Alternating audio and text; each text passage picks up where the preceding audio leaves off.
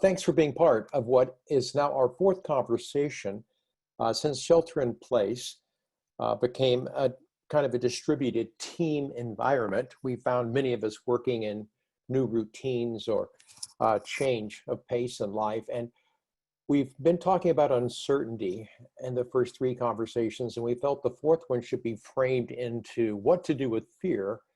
So we're excited about what we're going to lay out in the next hour.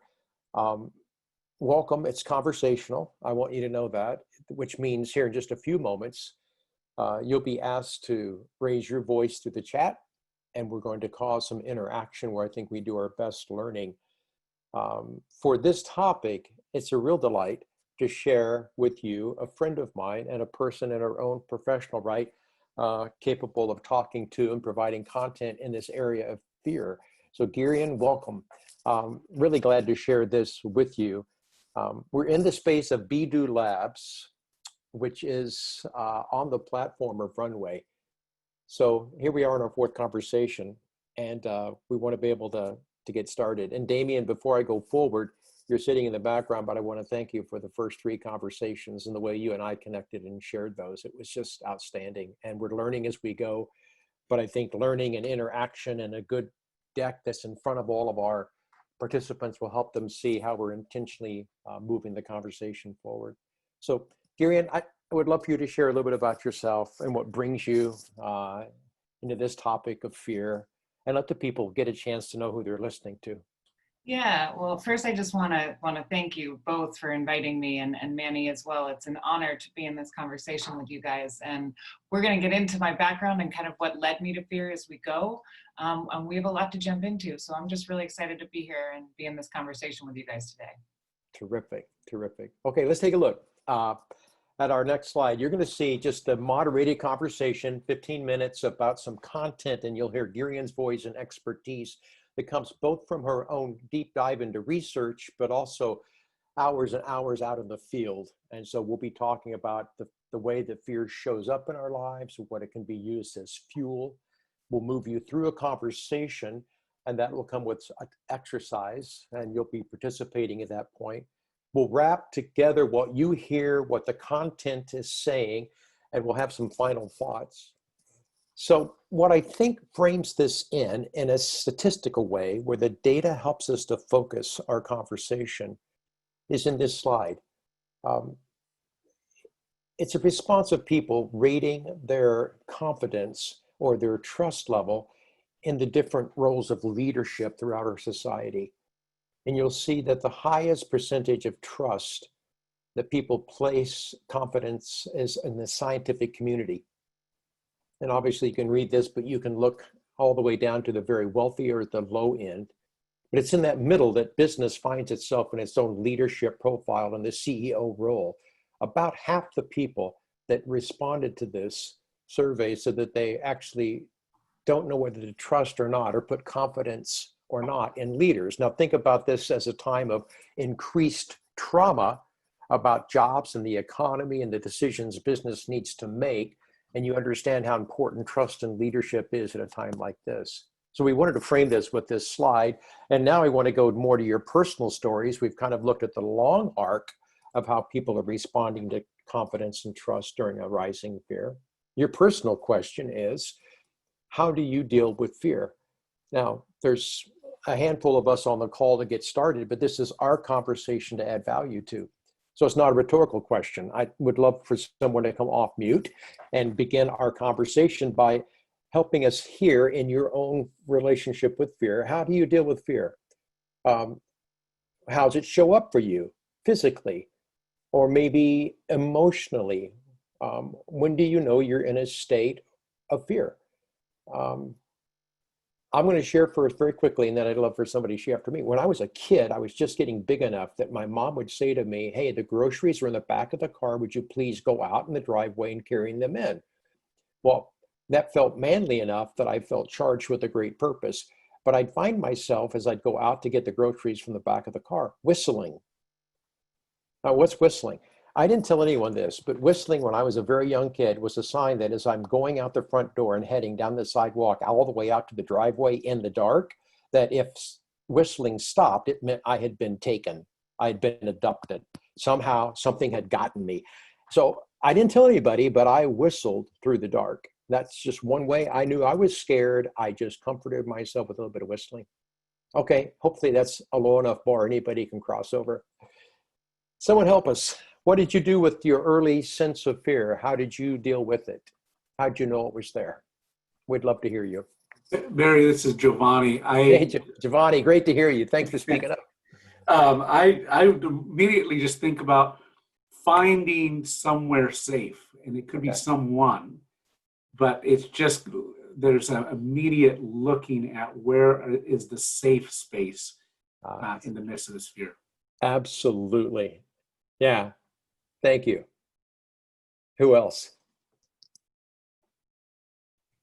Barry, Kyle here. Hey, Kyle. Hey, man. How does fear show up for me? Disconnection. Disassociation, if you want to go psychological with it. It's a numbness. It's a feeling of being lost. You know, going back to even when I was a kid and the identity I took on of being bullied and feeling helpless, despite size and like a perceived sense of having no strength. My default was to shrink and to seek nurturing from my mom. That's a great response. Thanks. Yeah, no, that's exactly what we're listening for, Kyle. That's touching us, and Giovanni's helping us all kind of come into our own story of fear. Who else? This is good. Great start. This is Lee. Hi, Barry. Hi, Lee. Well, as Giovanni was talking about trying to find something, I'm always looking for something to control, like seeking out, finding something to control. That's a great response. Yeah, and that's been since the beginning. It's amazing how we use some of our strengths to respond to fear. I will start talking a lot. I enjoy talking. I hope it's a strength. But when I get a little nervous or scared socially, or I'm in a new place, unlike Kyle, who will back off, I will actually get more aggressive. It just tells me that I'm working with some extra energy. I'm fearful. Thanks, Lee. You put your finger on that for me. Anybody else? Hey, Barry, David here. Hey, David. Thanks for joining. Absolutely. Thanks for having me.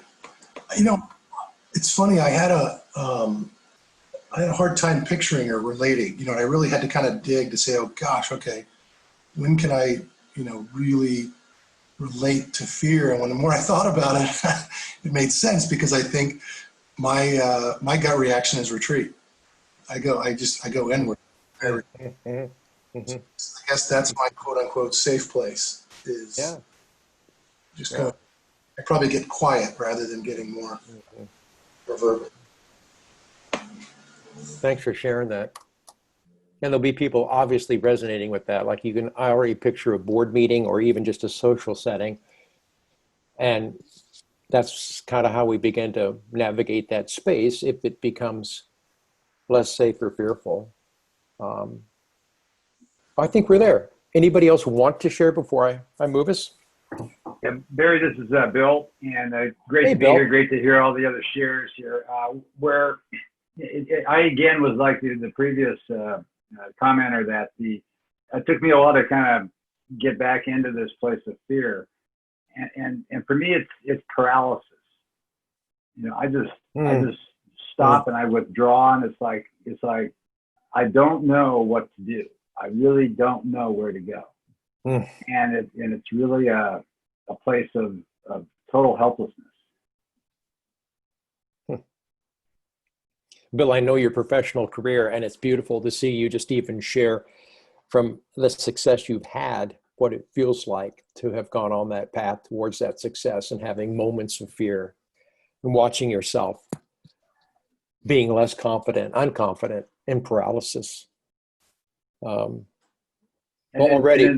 And then looking for other things to like drugs, alcohol, relationships. Exactly. You may be getting into that later, but that's my solution. That had been my solution a long time ago, but I've kind of, Yeah.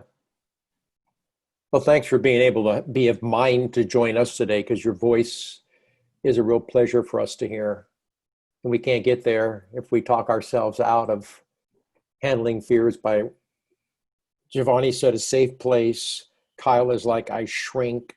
Lee is like, I reach into control. David is like, I draw inward. Bill is like, a paralysis takes me over. I mean, we're a community is obviously navigating and dealing with fear. And it's wonderful to be safe enough to say, okay, we all have different ways, but it's not absent from any of our lives. So Guryan, the way I brought you into this was that you've sat with a lot of different people over time, and you've listened to a lot of us as we've personally related to fear. Share with us, let's go to that next point of hearing from you about ways that you would bring us to an understanding of how we work with our fear. In fact, I'm curious what brought you to the subject of fear. Yeah. Well, and I also just wanted to thank everybody. There are so many faces of fear, and it looks and feels different and same for all of us. And thank you very much for sharing. Fear has been used by governments, business, religions to divide us, when in actuality, I think it's what can unite us. So communities are based in commonalities. And what my work has shown me that Barry referenced before is we all share the same fears. For another time, I discovered that there's what I call 8 basal fears that we all do share. And so when I sat down to figure out how you can teach empathy, which is what I did about 5 years ago, it actually led me to fear.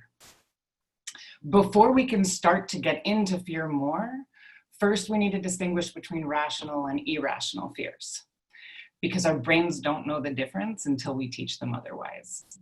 So a rational fear is in the present moment, and it causes a clear and present danger. Irrational fears tend to be future tense. So they're the what if scenarios that our minds are running through. Further, and it's interesting because a number of you picked up on this or mentioned this when you were sharing what your relationship with fear feels and looks like. Rational fear causes us to connect. So if your survival is being threatened, you would ask your enemy for help. But irrational fear causes us to disconnect. It causes isolation. It causes avoidance, actually taking us away from that connection that we seek.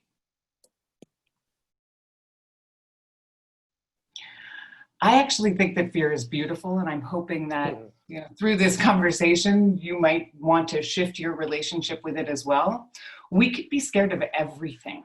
And we're each scared of different things, just like everyone was talking about how fear manifests in them differently. What we fear is also unique to who we are. Some people that might have a spiritual practice or a direct line of communication with their intuition, they're getting messages as to where they want to expand. For others, our fear is actually showing us where we want to expand. And again, this is our irrational fears, not our rational fears. So rather than this or that, what if we look at spectrums of wholeness? So I see courage and fear as being the same spectrum, right? And one might feel like white butterflies where the other feels like black moths. But fear can literally be our flashlight to shine on the shadows for our courage to walk into.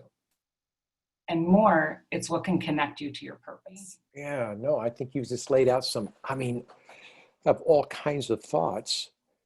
The spectrum that you talked about, Guryan, of where, am I seeing courage on one side and fear on the other? Yeah, so that would be an extreme polar, right? Fear has you paralyzed. It has you unable to move, isolate, shut down, lock down. And courage, often you hear people associate it with leaping, right? Mm-hmm. So that's a very different action. And so, and depending on the decision that you're making, how comfortable you feel, if you feel safe, safety was brought up earlier, safety is a huge element of being able to be in your courage. But again, if you consider on a spectrum, then what your fear is doing is showing you where to bring your attention to. Then knowing that safety is an important piece, as well as things we'll get into later about kind of reframing your relationship and how to see fear as an informer, you can start to inch towards courage. So it's not always such a leap that you have to make. So it's more, okay, that helps me because it's more step by step. And is that what you meant in fear showing us where we want to expand? Mm-hmm.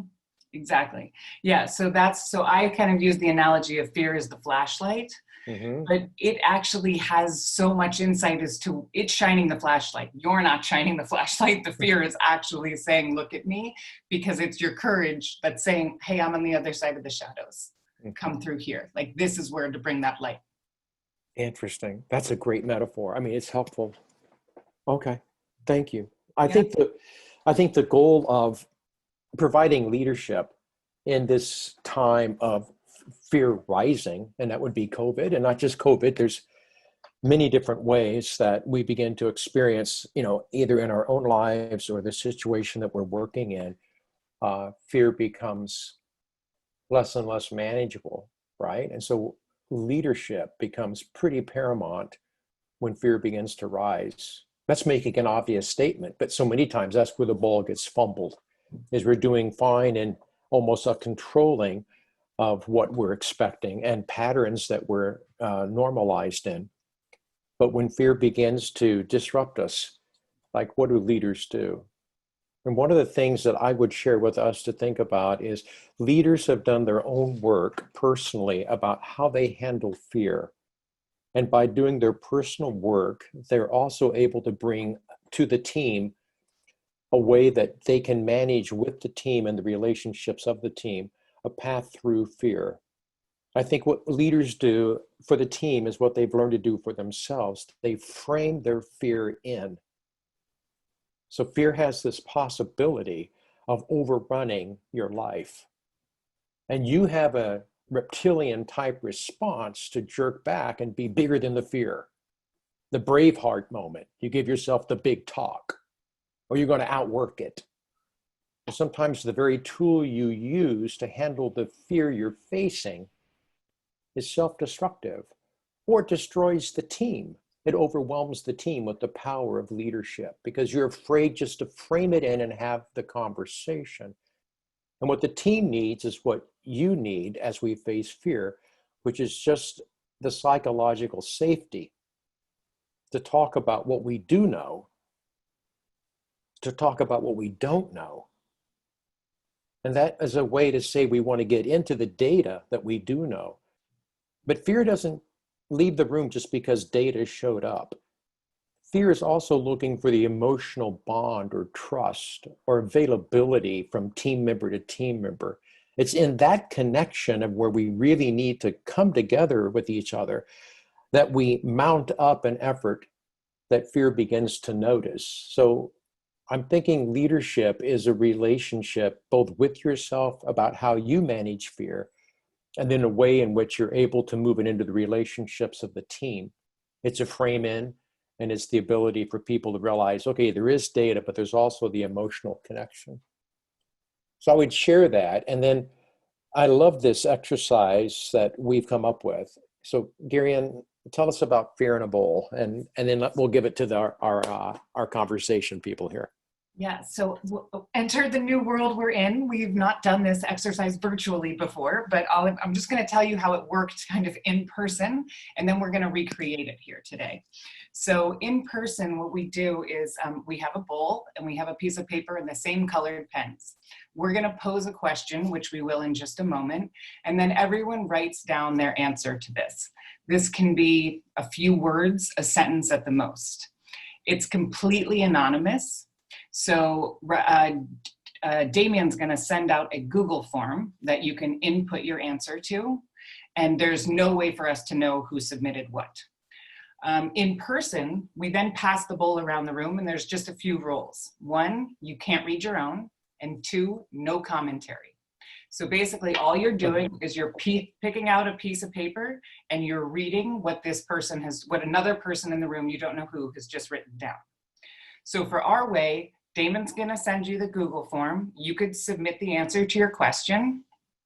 and he's just has, it's in your chat box. And then, so you will submit, and then he's randomly going to assign, to make sure that you don't get your own, somebody else's response so that you can read it when we get to that part. While we're giving you guys some moments to do that, we're going to go on and talk about a couple of other things. And please, like we did in the beginning, we just encourage you to be open and vulnerable. The more open everybody is, the more of an impact this exercise has the ability to have. Great explanation. Thanks, Guryan. Yeah. Yeah. Okay, so while they're filling that out, and again, just coming to a simple, clear statement.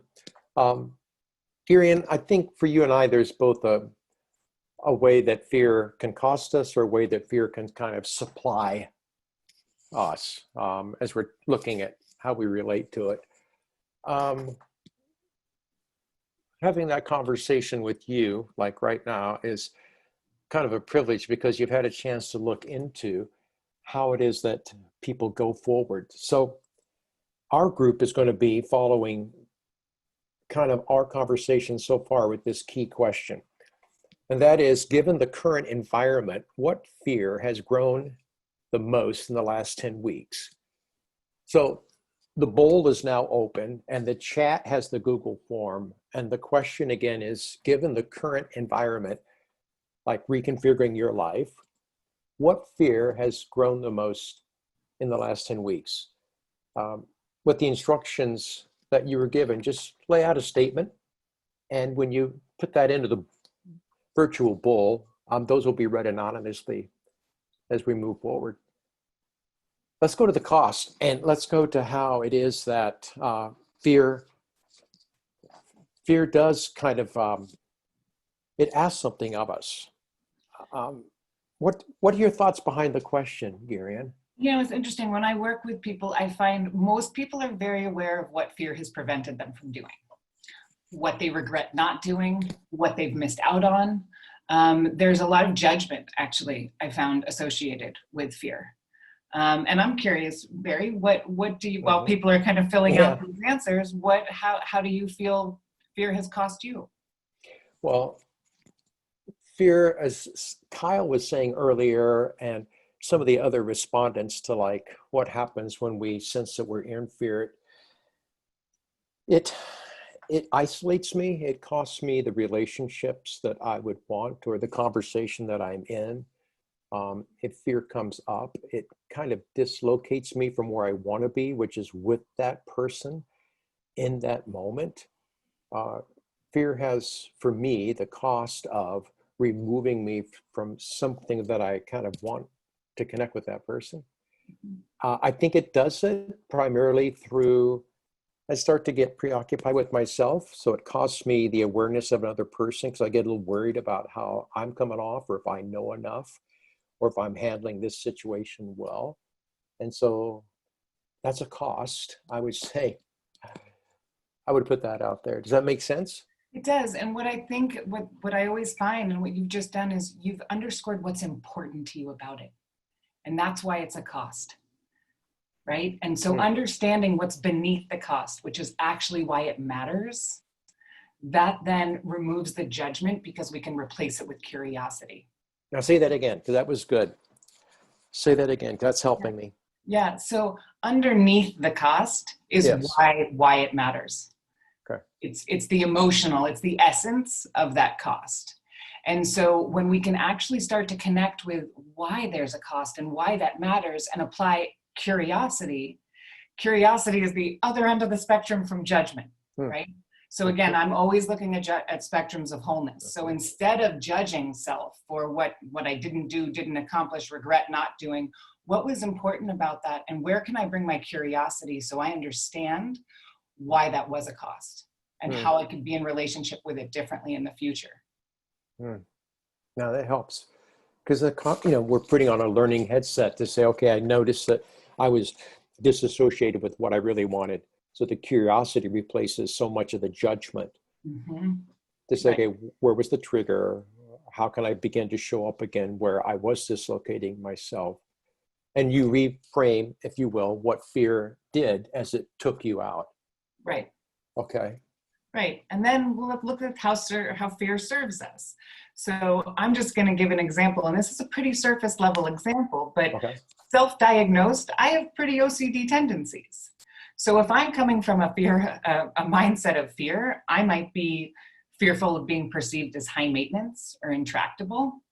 However, other side of the spectrum, if I look at how that has served me, I am highly efficient and get things done at a superhuman level.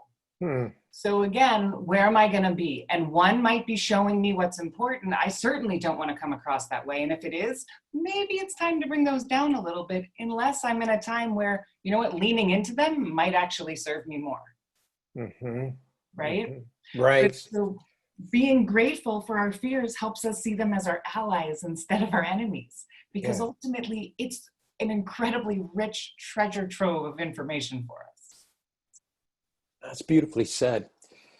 I mean, you're taking me to a place where when you recognize fear, as you've just stated it, to cause me to become curious about what's gotten in my way.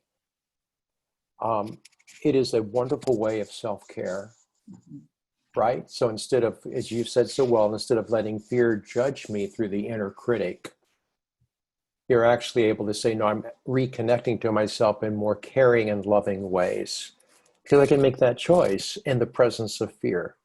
Now, I have to admit, I'm not very good when fear is right there in the moment, but when I look back on it within minutes, hours, or maybe that day, I can begin to replay that moment and see the opportunity of what fear was an invitation to care for myself, not to be there to judge myself. Right, and this isn't a common practice. And anything we practice, we get better at. But we've been taught, officially or unofficially, to avoid fear. Yeah, no, I love it. We do not come from a culture of vulnerability with ourselves or with others. And so this is a practice that we have to build. People talk about how hard habits are to break. They're pretty hard to start, too. For me, it requires Post-it notes and setting meeting invites to myself and all of these things, but it's a new way. I mean, we need to unlearn an old way of being while we're learning a new pattern. It takes work. I would just argue the previous form of being in relationship with fear also takes a lot of work. Yeah, you said it well. So I think that's a perfect time to break in and let you guys know that the fears have been redistributed. And I'm looking at an alphabetized list in the chat window of attendees, and we'll kind of just move through that. And if you look in your chat window, you should have dropped somebody else's fear. It was anonymous, so it's possible you got your own, but we did it as random as we could be. How about Allie? It says, my kids' friends will be facing challenges ahead that could be massive. Thank you. Thank you for sharing that. You know, the idea here is giving voice to somebody else's fear, that they don't have to, you know, put it out for everybody themselves. And by hearing it through another voice, it kind of reframes it for us as well. Bill, want to share with us the fear that was dropped in your chat? So the fear that was dropped in my chat is one word: loss. Thank you. Chip? The fear that was dropped in my chat is what's next? Excellent. Thank you. David? Mine reads, fear of disconnection and the inability to envision the future. Thank you. Jonathan? Fear of not making the most of my time / shrinking into a cog. That's good. Thank you. Giovanni?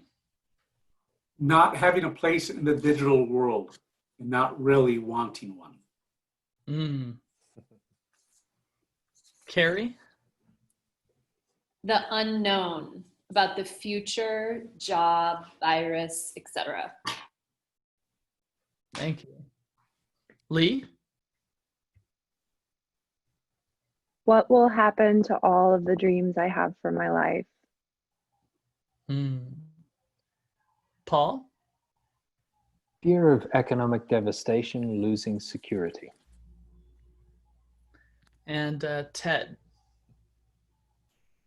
concern for family and friends who are being impacted heavily financially and resulting emotional distress they are experiencing, how this impacts their mental health and having a sense of hopelessness.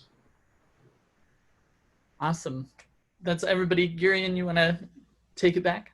Yeah, thank you. So thank you, everybody. And I don't know if we can hear it, but our stories may be different, but the themes are similar. There's loss, there's loneliness, there's authenticity, not being able to be oneself, there's feeling lost or directionless, death and mortality. I mean, the thing to me is fear is the ultimate equalizer.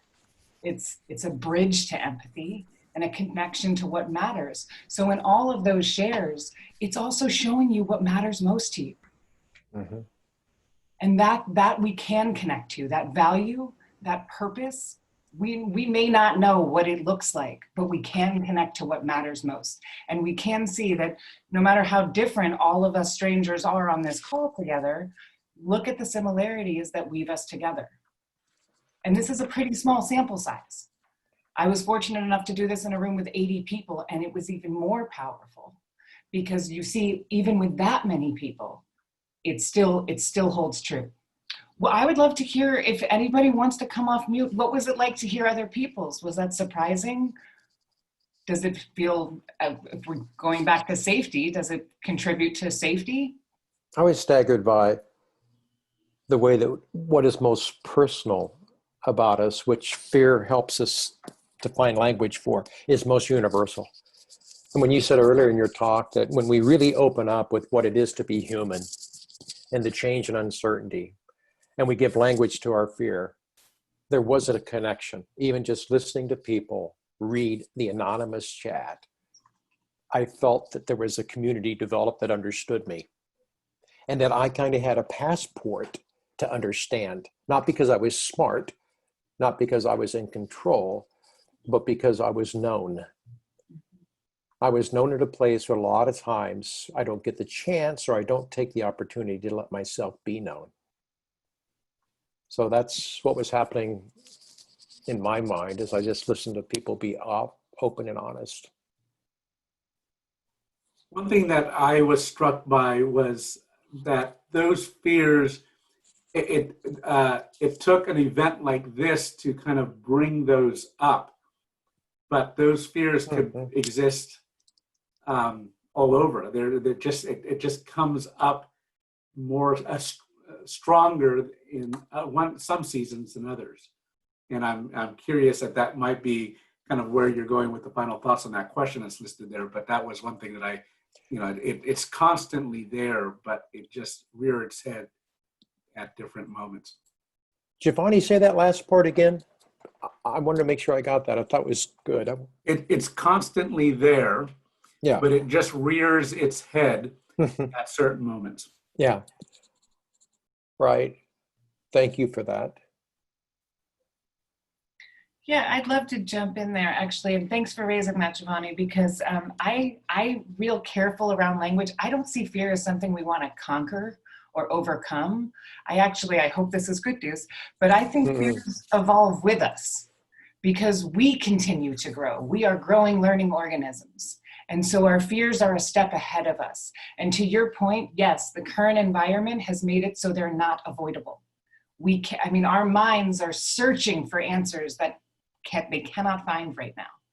And so that makes that fear even more palpable because now what's important is more palpable, probably more so than ever in a lot of our lifetimes. And so what a beautiful time to start connecting to what is important and being in service, this connection to purpose. So I use this phrase, my why is bigger than I.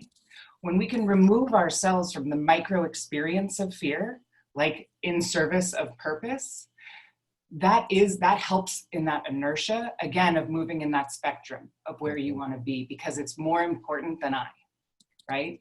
And so it helps us. The environment has almost forced it to an extent.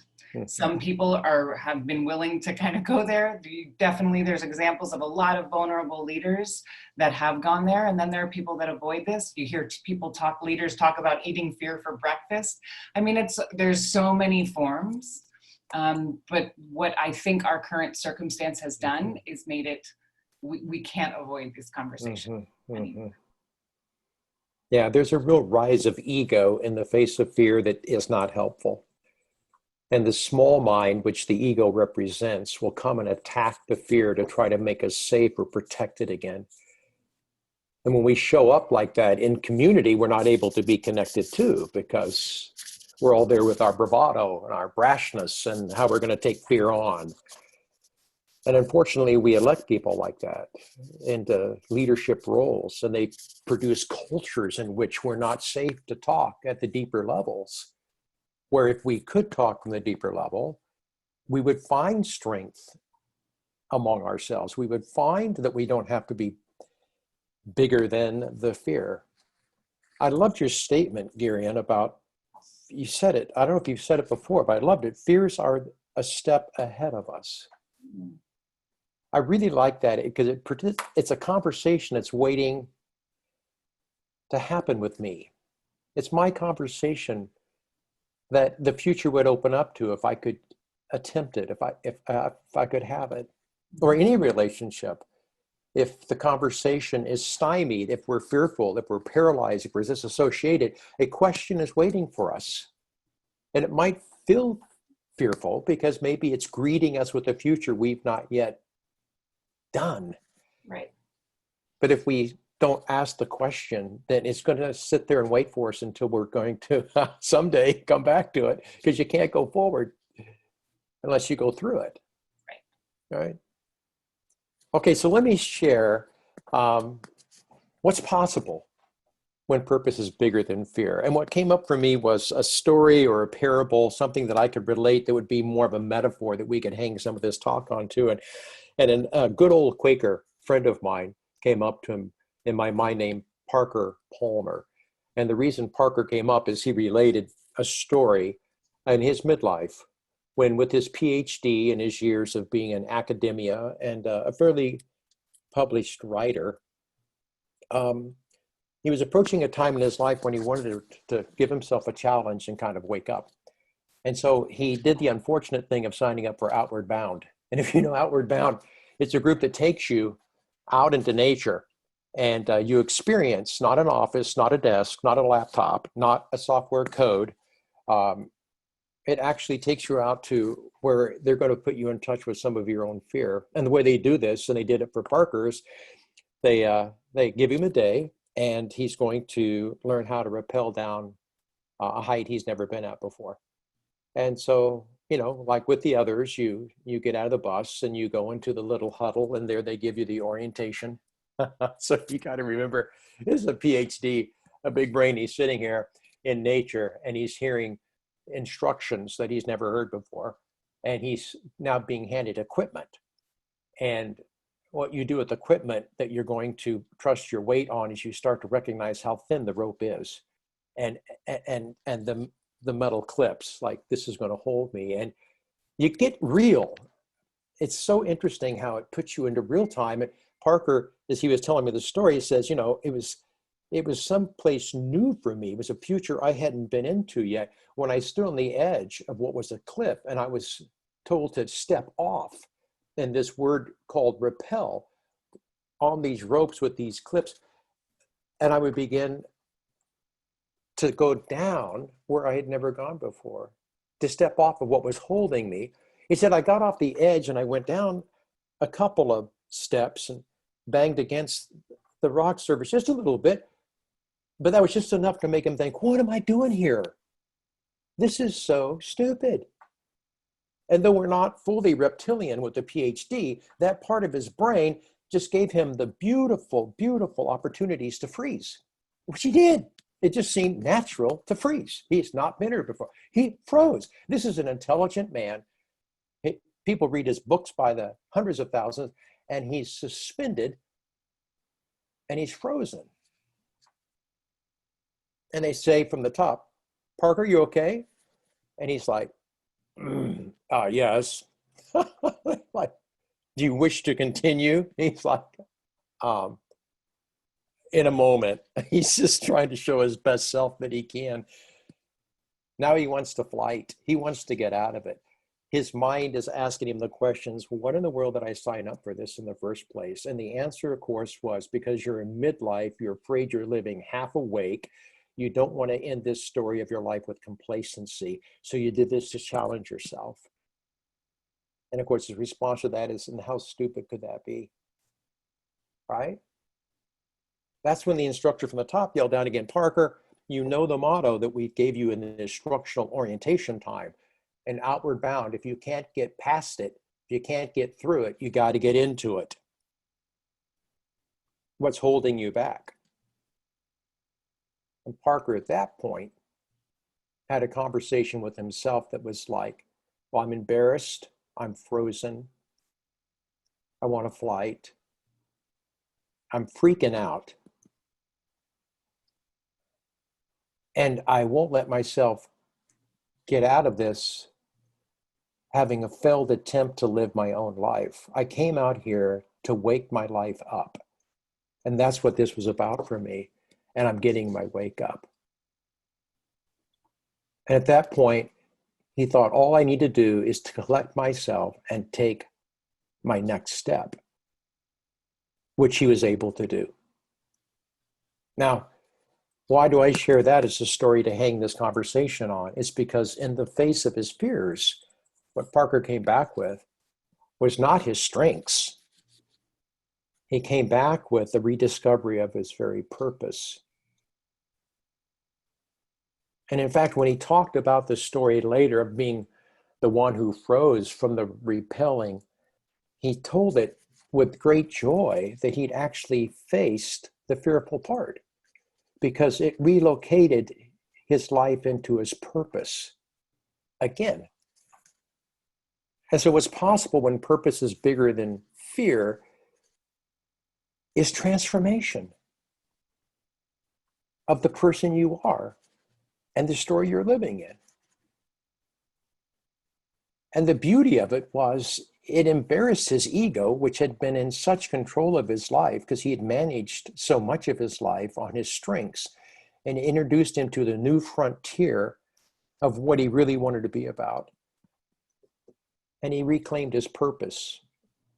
And then he had a story in which it made sense again, why purpose outlasts and uses and fuels the fear that would have held him back. That's Parker Palmer, the old Quaker. And that's the story that I hope lets this conversation live longer than just some of the data, the content. So how can we begin to make fear our ally? How can we work with it? Parker had to figure it out on the side of a repelling mountain. What do you think, Guryan? Yeah, so I'm going to give a couple of practices, but before I do that, I just want to answer a question that Paul Roberts posed a little earlier on in the conversation, which is, how does a leader identify that there is fear in a team? So it's a great question, and as we all discovered when we began to share, it has many phases. So perhaps they're struggling with change and uncertainty. It might be that team members don't know how to deal with confrontation or giving or receiving constructive feedback. Perhaps hiring the wrong talent or the inability to let somebody go. As a culture, you may not be asking for help. There's a number of ways you're spinning your wheels and not getting anywhere. There's a number of indicators that you can start to look at which show you that there's not transparent communication. There's not an open dialogue going on, and that shows you where to mine. So you can start looking at what you know is true. Where can we get curious about? I even ask the question, what are you most afraid of? There's no reason, naming it it's kind of the pathway into being able to evaluate it. And you can look at it as data. It doesn't always have to be as emotionally charged as we've set it up to be. So that's a larger conversation, but I did just want to address the question that was posed.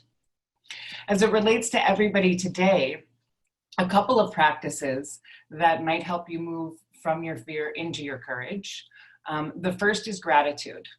as we discussed earlier. And this is actually proven neurologically. There's a researcher by the name of Glenn Fox, who works at the Performance Science Institute at USC, did a study that showed when participants were expressing gratitude, they had activity in their prefrontal cortex, which is the home of decision-making, empathy, connection. And when we're in fear, paralysis, shutdown, we're in our amygdala. So you can actually move from your fear center in your brain by expressing gratitude, which is why we want you to look at how it serves you. So this can be a daily gratitude practice. I'm going to pose the question to you if any of you guys have practices that you'd like to share with others. The other practice has to do with service. So this is what Barry and I were just talking about, but your why is bigger than your I. So if you can align to your purpose, your North Star, I'll share mine with you as an example. So my personal why is to help create a world of and, not or. So every time I come to a decision point, I get to choose to see the lens through that why, which helps to remove me out of me if I'm feeling uncomfortable, if I'm feeling why me, if I'm in a judgmental place, if I'm letting the negative attributes of fear take over. When I reorient to my North Star, it helps me move through. Beautifully said. Yeah. Does anyone have any other practices, either gratitude or practices of purpose orientation that they want to share with others on the call today? I would say in terms of gratitude, I try to, at least every night, either before going to bed or maybe while I'm eating dinner, or at some point during the day, I like to look back and see, okay, what's happened during the day? Where are areas that I can be thankful for in this time? What was good? Maybe what was bad? What could I learn from what went bad? How do I grow in this moment? I mean, it's really taken just a self-inventory of what has happened in these past 24 hours since waking up. Thank you, Jonathan. Hey. This is such a rich conversation for me. The big takeaway for me is going to be the idea that fear is the flashlight that shines on those areas of my life or that area of my life that I might need to be paying more attention to. Just really kind of jumped out at me, and then therefore makes it easier to talk about, and less being in and having a stigma attached to the fact that I'm afraid of something. My daily practice includes a lot of time with God. And it's just that in the morning I'm up, I'm immediately talking with him. I'm out for a walk and just enjoying the nature that I'm out in, and just really kind of paying attention to what's going on if I can. And then throughout the day, just staying in that frontal cortex. That it might not be using the right technical terms there, but that area of the brain that where decisions are made and where that gratitude lives. And I find that I have great peace most of the time when I'm in there. And that's just, that keeps me in that positive, fearless mindset. But then I just flip off when I back away from that practice. So it's very apparent that this is a flashlight and something to be paid attention to. And I really enjoy that metaphor there, because it really resonates home with me, and just all that you guys are sharing today. So thank you for all that, and thank you for all the other people who are here on the conversation. Thank you, Bill. Thanks for adding. Giovanni, did you want to share what you were going to say earlier? Well, I just want to affirm, I think it really is true, and I appreciate the language that was put around it on gratitude and the why. In the work that I've been involved with over the last couple of years with the survivors of the Camp Fire here in Butte County, you could tell those who can survive or can be more resilient by those that express gratitude, even just have a gratitude practice, and then have a role to play in a regional recovery. So just being involved in the community and being able to serve, and I appreciated the those two things, the gratitude and the why. And I can't, honestly, I just can't think of anything else that's more important than those in controlling fear and finding a way to work in it. Yeah, so well said. See Ted Lucas also raising his hand here. Ted, if you want to come off mute and share, and then Lee after that. Thanks, Damien. I think it's been a very rich discussion, and as we were having it, I thought of, I had to find it, but I was thinking of an excerpt from a book. I kind of I have a whole host of files where things that hit me in books, I'll try to retain and kind of bring the excerpts out. And this is a book by a guy named John MacArthur. And what I took out of that is this. He said, worry is a thin stream of fear running through the mind. If encouraged, it cuts a channel through which all other thoughts are drained. Worry is faith in the negative, trust in the unpleasant, assurance of disaster, and belief in defeat. Worry is wasting today's time to clutter up tomorrow's opportunities with yesterday's troubles. And I can sort of speak personally in experience past, particularly around business stuff as an entrepreneur. You know, there were definitely some very dark nights. And what struck me about that is the concept of worry and this cutting this thin channel, fear cutting a thin channel through your mind. It inherently is a very self-contained thing that's happening. And in other words, you're completely inward. You're allowing kind of your mind to rampage with the disaster scenarios that could unfold. So fear is just, it is a human quality. We're going to experience it. So there's nothing untoward about fear itself, but where does fear get placed? And if it actually propels itself into this worry that then rampages, that obviously has probably negative consequences almost under any scenario you can think of. And the other part I was thinking about is just, you can just take this as wisdom. This is from scripture, but there's this beautiful statement that there is no fear in love, but perfect love drives out fear.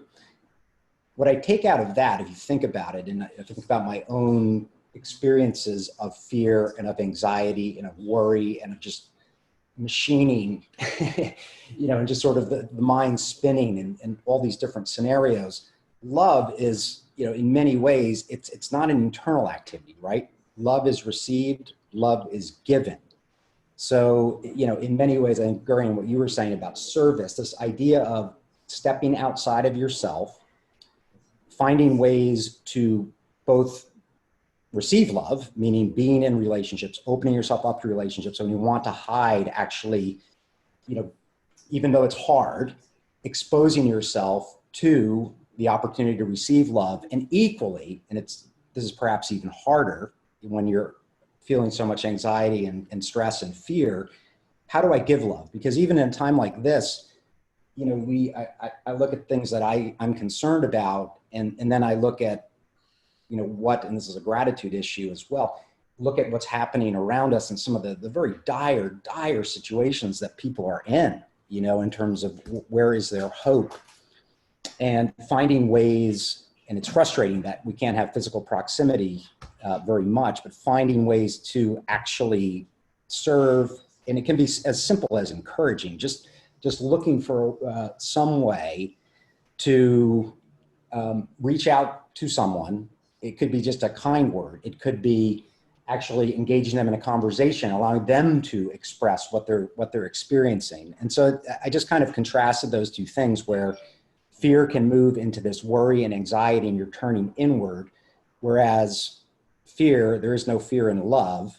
This idea of love being very much an outward and relational thing. And I'm kind of preaching that to myself, right? Because again, I've been in circumstances where like that's as unnatural as it feels when you are shutting down. Well, but Ted, thanks for putting the two things together. Oh, thanks, Damien and Barry. I want to echo what everyone said. This is such an incredible conversation. So thank you to all of you.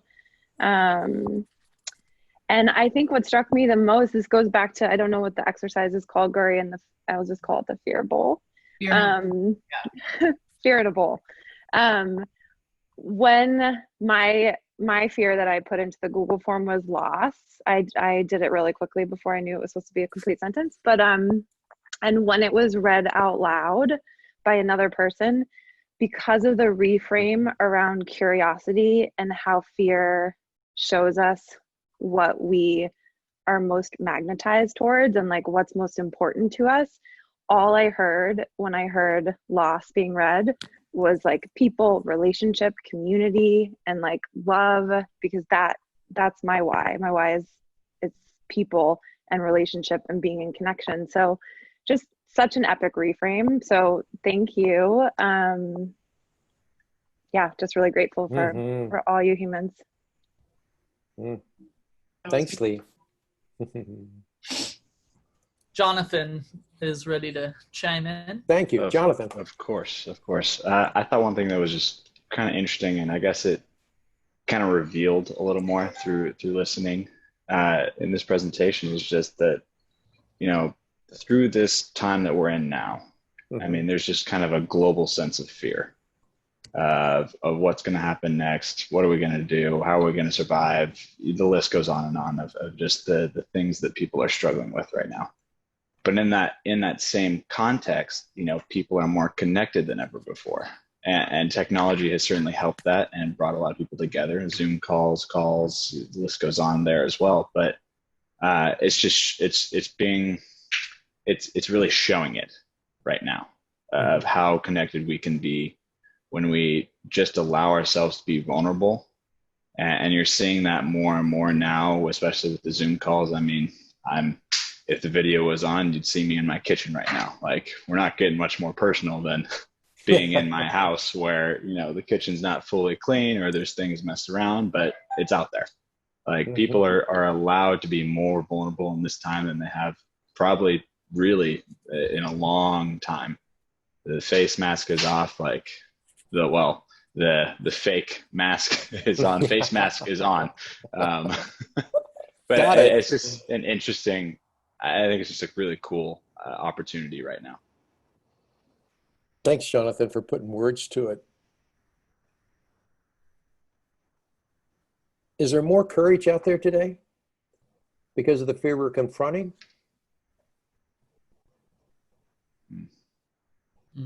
Or are we not there yet? Are we connecting? Are we still dislocating from one another? This has been 10 weeks now in this COVID time. Is courage mounting itself, or is it still underwater? I think you're seeing both sides of it. Okay. Like, you're seeing the lines kind of getting drawn in a way. Those that are building in their courageous selves are getting more bold. And you're also seeing those that feel more isolated become more isolated. So it's really like you're needing those people that are more courageous to reach out further than ever before, to reach those that are isolated, to kind of bring them out of that isolation in a way. I appreciate you saying like that, because if we get courageous and some aren't, I don't want that strength of courage to turn into a judgment of why others. I love how you said we need to use our courage to be those who reach for others that are having a more difficult time, more compassion to fill in that gap rather than more distance between those two sides. Yeah. And I think an access point for each of us to explore our own courage more is curiosity. It's understanding what's important, what we want to come back, what we don't want to come back, what matters. All of these, it begins with that curiosity.